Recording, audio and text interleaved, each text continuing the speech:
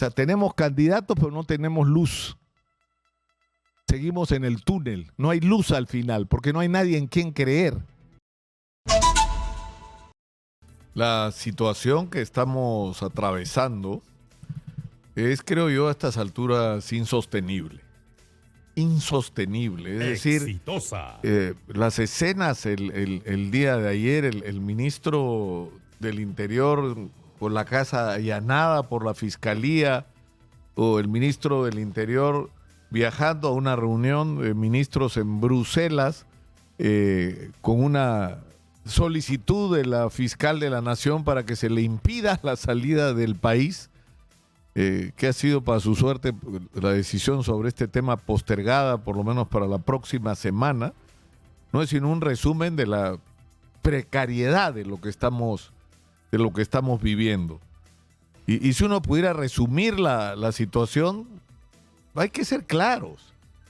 El gobierno de la señora Dina Boluarte, que se puso en las antípodas ideológicas de lo que ella misma era, porque ella era de Perú Libre, ella suscribía una ideología marxista-leninista, ella hizo una campaña electoral diciendo que en este país debía haber una asamblea constituyente, no para escuchar la voz de la inmensa mayoría de peruanos, no como un espacio de encuentro para recoger lo que se hizo bien, corregir lo que se hizo mal y hacer lo que no se hizo y tener objetivos comunes como país, todos juntos para las próximas décadas, no, para imponerle al país la ideología de su jefe Vladimir Cerrón. Para eso querían una asamblea constituyente. Esta señora, ella misma, no que ya, no es que nosotros no nos acordemos, pero los peruanos tenemos memoria corta. Ella ya no se acuerda ni se quiere acordar de quién ella era, ella misma. Pero en lo que no parecen haber cambiado las cosas en relación a Pedro Castillo, cuyo juicio empieza hoy, y va a tener que responder porque lo que hizo, como se dijo acá en diciembre del 22, fue un golpe de Estado, un intento de golpe de Estado, un golpe de Estado frustrado, y eso es una violación flagrante de la Constitución por la que cualquiera que realice ese acto debe ser castigado. Pero a lo que voy es que al final ambos periodos de lo que ha sido este gobierno que se eligió en el 2021 han estado signados por la incapacidad. Por la incapacidad. Es decir, se inaugura el puerto de Chancay a pesar de que el ministro de Transportes pareciera haber hecho todos los esfuerzos para que no ocurriera, y no hemos hecho nada alrededor del puerto de Chancay, nada. Se cae un puente al lado del puerto de Chancay, eso ha sido nuestro aporte. Vamos a inaugurar un aeropuerto, solo Dios sabe cuándo, y poniendo Puente de Bailey, haciendo el ridículo ante el mundo entero. Se nos viene encima, o sea, está lloviendo y recién ahora nos dice, uy, parece que fenómeno del Niño, ¿no? Claro, pues, todos nos hemos dado cuenta, pregúntenle a los agricultores de Tumbes si esto no se parece a un fenómeno del Niño. Pónganle el nombre que quieran, pero no hemos estado preparados en absoluto para enfrentar esta situación, que además es absolutamente previsible, por Dios, pasa todos los años. ¡Uy, qué sorpresa! Está lloviendo, se cae el cielo en Tumbes, Piura, Lambayeque, en montones de lugares del país. Miren lo que han vivido los arequipeños. Y ni nos enteramos, ni estamos listos, ni el gobierno hace nada que valga la pena.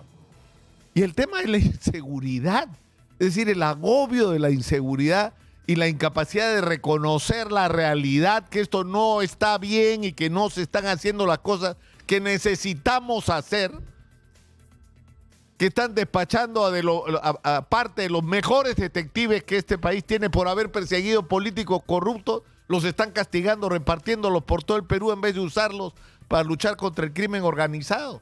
Y todo esto en un contexto en el que el Congreso de la República anda ocupado en tener cada vez más empleados. Ayer Kira Alcaraz me dijo acá, siendo ya congresista, que fácilmente hay 600 personas, 600 trabajando en el Congreso, que nadie sabe qué hacen. Lo que sí está claro es que cobran, pero ¿qué hacen? Es un misterio. Un Congreso que se aumenta el presupuesto hasta límites ya bochornosos. Nos hemos convertido en uno de los congresos más caros del mundo, no de Sudamérica, del mundo, que legislan a favor de sí mismos para protegerse de las investigaciones que los persiguen o persiguen a sus jefes. Es decir, un Congreso que se llena de gollería, que se andan repartiendo los viajes que no sirven para nada y que ya la cereza es la pretensión de construir en Santa María, en el balneario de Santa María del Mar, lo que ellos dicen es un centro de capacitación, que no es que lo quieren hacer cerca al Congreso, no, lo quieren hacer en Santa María con piscina y búngalos, ¿no?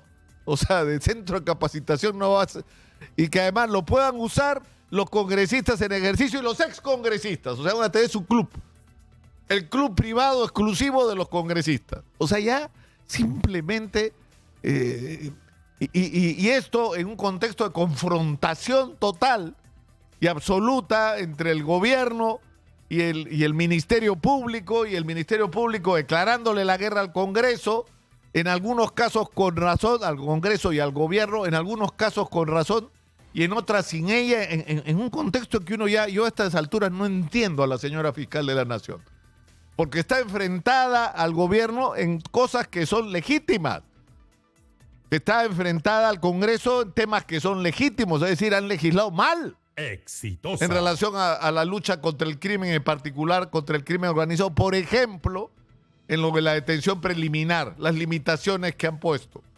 Y que bueno, felizmente se dieron cuenta y la están corrigiendo y hasta ahora no se aprueba. Y esto tiene que cambiar. Pero también, es decir, la Fiscalía de la Nación, la Fiscal de la Nación no solamente está enfrentada al gobierno, al Congreso, está enfrentada a su propia gente. Sale una denuncia en un medio conservador, crítico, del equipo Lavajato, y la fiscal corriendo les abre una investigación sin siquiera preocuparse si tiene sustento, si es serio o no, si ya se había archivado temas similares años atrás. No, investiga a su propia gente. Es decir, está enfrentada a los suyos. Y ya lo de ayer ha sido, yo hasta ahora no puedo creerlo. Es decir, la fiscal de la Nación dice, en medio de esta guerra donde ya todo parece que todo vale, que los congresistas militares que reciben una pensión al recibir su sueldo como congresista están cometiendo un delito, que es el delito de la doble percepción. Están recibiendo un doble ingreso por parte del Estado cuando la ley prohíbe esto.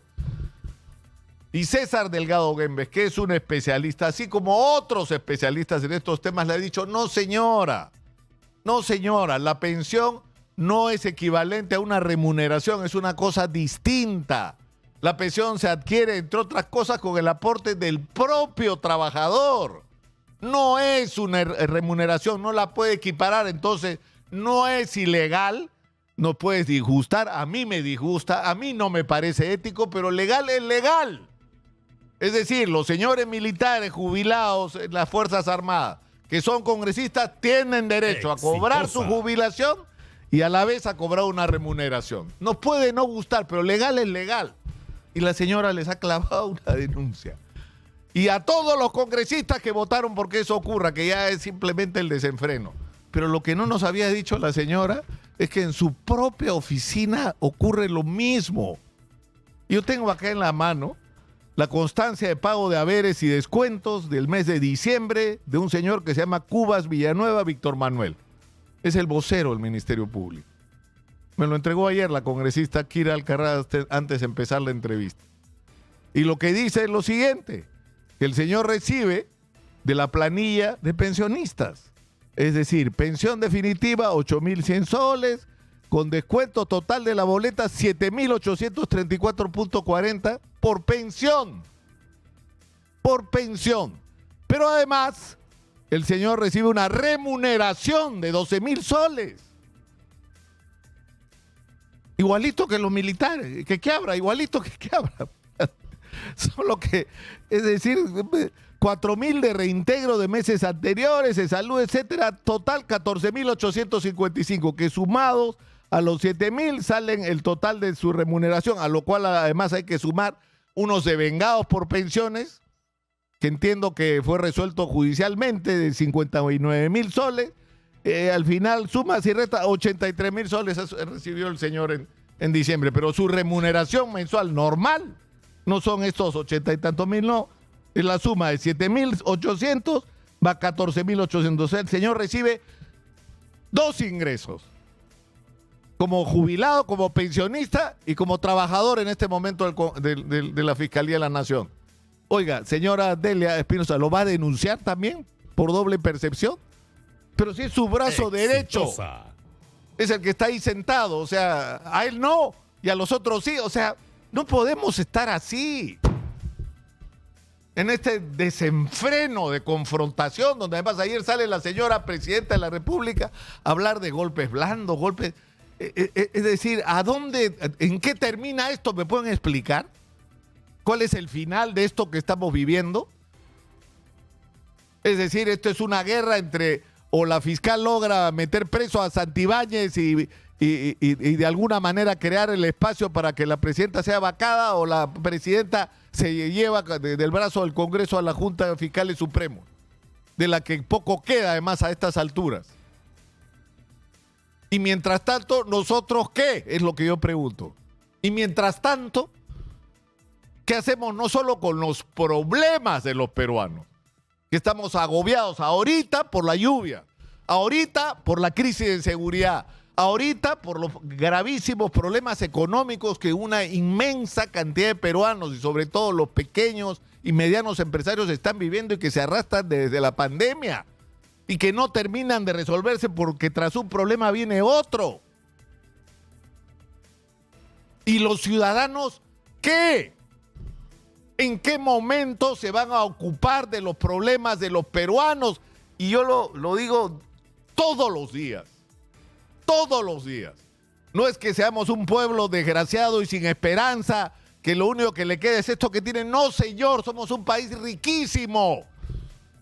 Y no estamos aprovechando esa riqueza para beneficio de todos los peruanos por esto. Porque esto que estamos viviendo es la política peruana. Es un asco. Es un asco. Es una vergüenza. Es una irresponsabilidad llevada al nivel extremo. Y esto tiene que acabar. Esto tiene que acabar. Esto tiene que tener un corte. O sea, hoy lo que necesitamos para enfrentar la crisis de inseguridad, para empezar, es que el ministro del Interior y la señora fiscal de la Nación se sienten en una mesa y se pongan de acuerdo sobre lo que nos interesa a los peruanos. Que es recuperar el control de las calles, derrotar a las organizaciones criminales, porque estamos en una guerra que vamos perdiendo. Y vamos perdiendo porque quienes deberían dirigirla están divididos, enfrentados y matándose entre ellos. Eso es la historia del Perú, además, ¿ah? ¿Por qué creen que hemos perdido tantas veces territorio? ¿Por qué creen que los chilenos hicieron lo que quisieron con nosotros en la Guerra del Pacífico? Porque estábamos así. Así, esto que estamos viviendo ya lo hemos vivido antes. Y no hemos sido capaces de aprender la lección y seguimos década tras década, siglo tras siglo en lo mismo. Pero yo creo que esto llegó al límite. Porque no hay derecho no solamente a que estemos sufriendo lo que estamos sufriendo, sino que estemos sufriendo en un contexto donde lo que deberíamos hacer es aprovechar al máximo las oportunidades extraordinarias que tenemos con el precio de los minerales, con la agricultura de agroexportación, con el turismo, con la pesca, con todo lo que tenemos, con las posibilidades de producir energía solar para venderle a Chile, a Ecuador, que están desgraciados con el tema de la energía. Nosotros tenemos para regalar. Pero estamos ocupados en estas miserias. Entonces yo creo que algo tenemos que hacer, ¿no? Si alguien tiene una idea, por favor, si alguien tiene una idea, algo tenemos que hacer para parar esto y para tomar otro rumbo. Exitosa. Pero ¿cuál es el problema? Que va a haber elecciones, que ya están fijadas las fechas y los plazos, tenemos 50 organizaciones políticas seguramente. Tenemos como 100, 120 personas que pretenden candidatear a la presidencia de la República, pues no tenemos opción. O sea, tenemos candidatos, pero no tenemos luz. Seguimos en el túnel. No hay luz al final, porque no hay nadie en quien creer. No hay nadie en quien creer.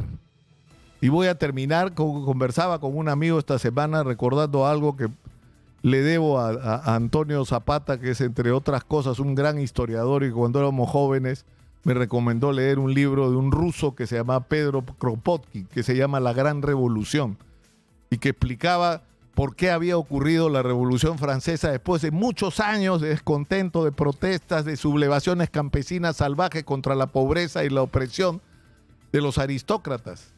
Y la Revolución Francesa no se produjo porque la gente estaba indignada. La Revolución Francesa ocurrió el día en que esa indignación se encontró con la esperanza y la convicción de que el mundo podía ser diferente, con las ideas de la Revolución Francesa. Ese día las cosas cambiaron. El día en que el descontento se encontró con la oportunidad real, confiable, creíble de que las cosas podían cambiar y ser diferentes. Nosotros tenemos indignación, nos falta lo otro. Nos falta en quién creer. Soy Nicolás Lúcar, esto es Hablemos Claro, estamos en Exitosa, la voz de los que no tienen voz. 95.5 de la FM en Lima, canal 34 de Movistar, 6.1 en la televisión digital terrestre.